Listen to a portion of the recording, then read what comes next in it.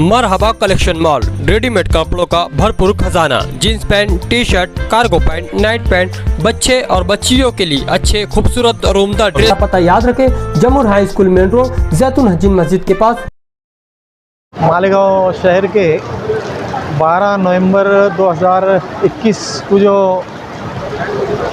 मालेगांव शहर में दंगा हुआ था, उस ताल्लुक से आज पुलिस ने शेख फारूक को अरेस्ट करके लाई है और पुलिस ने उसमें 5 दिन की पुलिस कस्टडी मांगी थी, लेकिन कोर्ट ने 2021 का ऑफेंस है और रिकवरी वगैरह सब हो गई है। सभी ज़्यादातर आरोपी उसमें अरेस्ट है और बाकी सब लोगों के बेल वगैरह भी हो गए हैं, इसीलिए उसको 1 दिन की सिर्फ पुलिस कस्टडी कल तक दिया हुआ है।